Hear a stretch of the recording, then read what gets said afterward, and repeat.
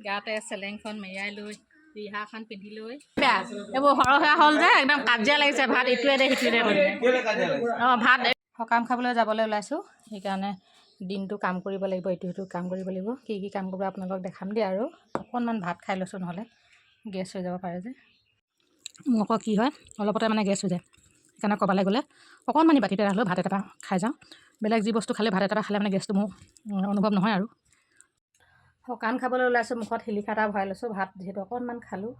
তাৰপিছত এয়া চিলেংখন গাত মেৰিয়াই লৈছোঁ মেৰিয়াই লৈ ধুনীয়াকৈ ৰিহা মেখেলা এনেকৈ পিন্ধি লৈছোঁ আৰু সেইফালে বহুত কাম আছে কামৰ মাজতে আমি ওচৰ চুবুৰীয়াক সহায় কৰিব লাগিব কামটো আহি পেলাই আমি কৰিমহি কামটো কৰিবই লাগিব হয়নে সেইখিনি আহি পেলাই কৰিমহি গাতে চেলেংখন মেৰিয়াই লৈ ৰিহাখন পিন্ধি লৈ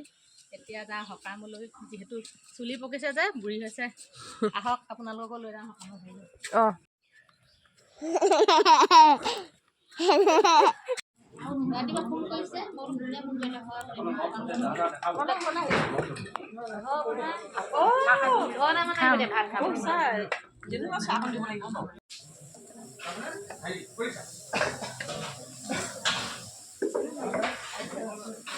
কেলে নে চাই আছে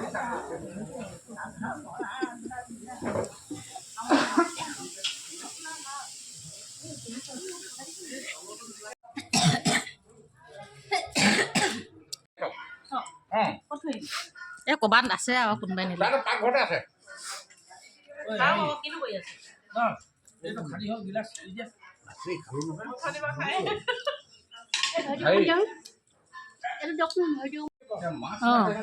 অঁ লুটি খাই পৰিব পাৰে ন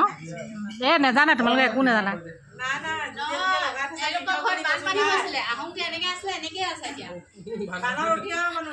বাৰিষা দিনতো বানপানী হোৱা কেনেকুৱা ঠাই হ'ব লাগিব হয় নাই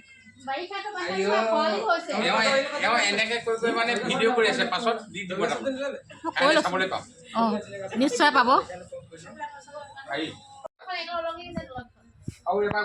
সৰহীয়া ৰান্ধনি হ'লে সেইটো কাৰণে বেয়া এইবোৰ সৰহীয়া হ'ল যে একদম কাজিয়া লাগিছে ভাত ইটোৱে দে সিটোৱে দে অঁ ভাত তই দে মই দে লাগিছে তুমি দিয়া মই দিয়া এনেকুৱা লাগিছে এই আছা কোনোবা আন কৈছে দুজন হোৱা বাকী বগীয়া নেলাগিলে সময় নাপালেহেঁতেন ন